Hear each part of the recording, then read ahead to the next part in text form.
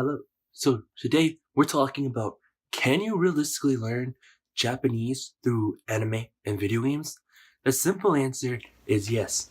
The complex answer is yes, but it's gonna take more than just watching anime or playing the games to learn the language. I'm a little bit sick, so I apologize ahead of time. I kind of lost my voice. I don't really know why.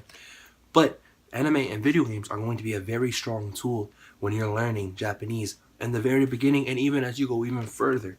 So with that being said, first things first, grab your favorite games in anime and then let's talk about it. So everyone always says, no, what are you doing? You can't learn any language through video games or television shows or animations, anime, whatever you want to call it.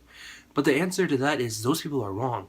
Because if you don't live in a country that speaks that language at a high rate, at a high proficiency level, like in the United States, we do English and Spanish. Most of them are pretty much spoken everywhere. There's some parts that don't, but those are like the weird parts. But anyways, you are able to learn those languages by seeing the words out in the public. But when you're playing through games that are set in Japan, that were not exactly localized very well, such as the Yakuza series that still have all the Japanese everywhere, you can learn to use what you learn and see them in the world, because it'll be like walking through a realistic part of Tokyo whenever you play through the Yakuza games. When you watch your favorite anime, you're going to hear the Japanese unless you listen to the dub. If you're going to be using anime to learn Japanese or assist you in learning Japanese, don't listen to the dub, just listen to the sub. You'll be able to hear them, make out what they're saying, and you're like, hey, I recognize that, I know what they're saying. But beyond that, it's going to take many more tools. Something I still do, even after knowing it for so long, is I still write down kanjis. You're going to need to get some kind of how to learn Japanese book or how to learn Japanese app. There's billions of them on the App Store and Google Play, so it won't be that difficult. And you just write them down in lines over and over. I still do this just to, still remember how to write the kanjis, because once you forget them, they're kind of hard to relearn. But the good part about kanji is you never really have to use them, like, ever. Because if you're speaking to somebody, you're obviously not going to be writing in kanji. If you're texting somebody, your Apple keyboard or your Android keyboard will automatically put the kanji for the word for you. And when you're reading it, you automatically know what it is because you've learned the kanji before. You might not be able to write it without seeing it, but you'll be able to understand it pretty much every single time.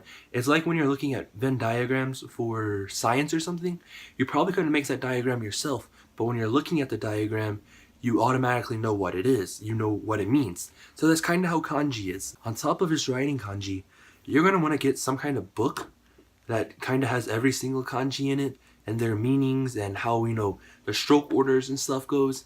It's really an important tool to have. It's helped me a lot. And look at that. They're not even expensive. But now onto the important part. How is anime and video games going to help you learn Japanese? Now that is all up to you. But personally, I think they're the best tool to use, like I said, if you don't live in a Japanese-speaking country. Because then, as you can see from the back of this, if the camera picks it up, this is set in Japan. Which means everything you could see in Japan, you'll see in this. Because Sega goes through a lot of effort to 100% get this to be a realistic representation of Tokyo. It may not always be 100%, realistic, because obviously they have to take some creative differences for businesses and stuff. But you're going to see everything you would see if you were in Japan. You're going to see katakana in everywhere. You're going to see hiragana in everywhere.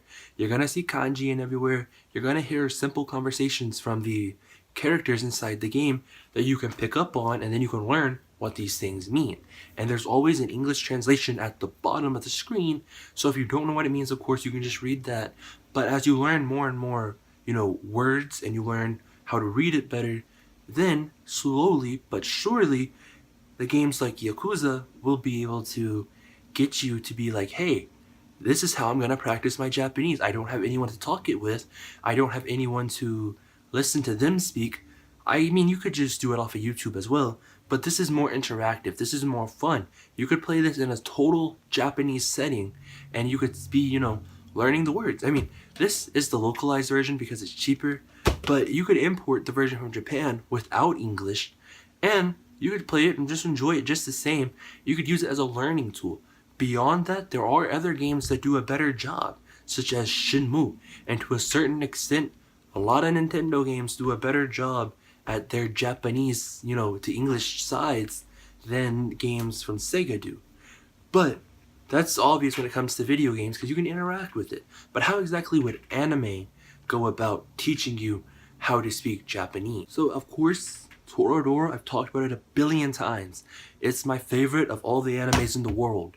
There is no anime better than Toradora, and you will not be able to tell me different. But very similar to how you would learn it through a video game, you'll be able to watch through your favorite anime and pick up on things. But you'll pick up on things that wouldn't be said in a video game, such as any slice of life anime when they're in class, when they're in other things.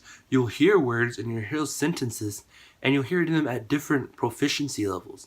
A video game is always going to be top-notch Japanese, but an anime, you might have some people who are not as intelligent in the anime, and you might have people who are overly intelligent, and you'll be able to learn and hear words and hear sentence structuring that you would not necessarily hear in a video game.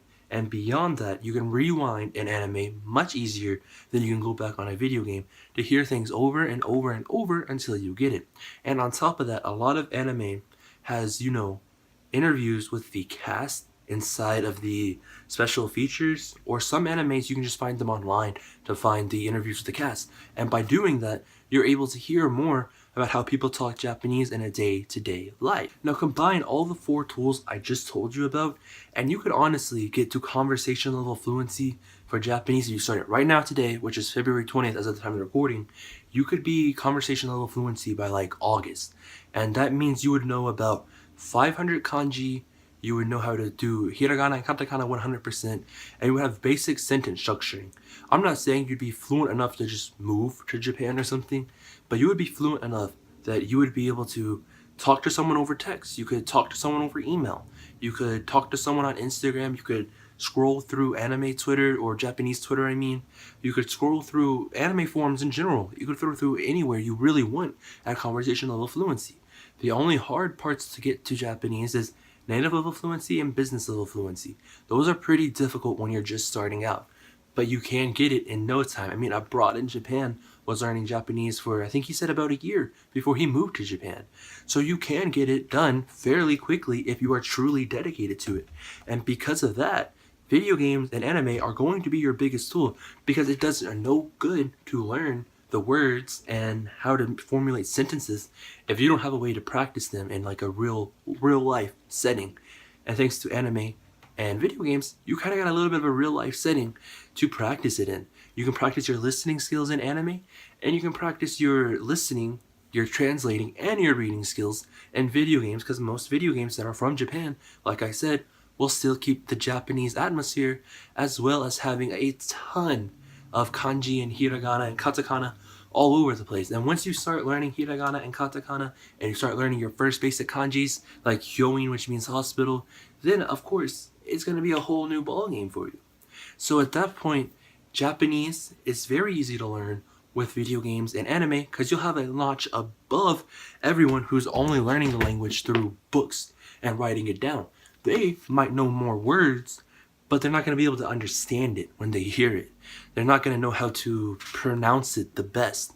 But thanks to you learning it all through anime and video games, you'll have an extra step ahead of them, which is, being able to speak it, knowing what it means, how to use it. That is way more important than just knowing the words themselves. Yes, it is important to know the words, but think about this. If you knew every single word in the English language, but you don't know how to formulate sentences, does it do you any good? No, it doesn't. Same with Japanese. If you know every single word, but you've never had a chance to practice them, your listening skills or your speaking skills or your writing skills, reading skills, whatever, then it does you no good. But thanks to learning it through anime and video games, you get to practice your listening skills, your interpretation, reading skills, everything really. So yes, you can learn Japanese through video games and anime. And with that being said, if you enjoyed the video, let me know in the comments down below. Don't forget to like, comment, and subscribe, and I'll see you next time.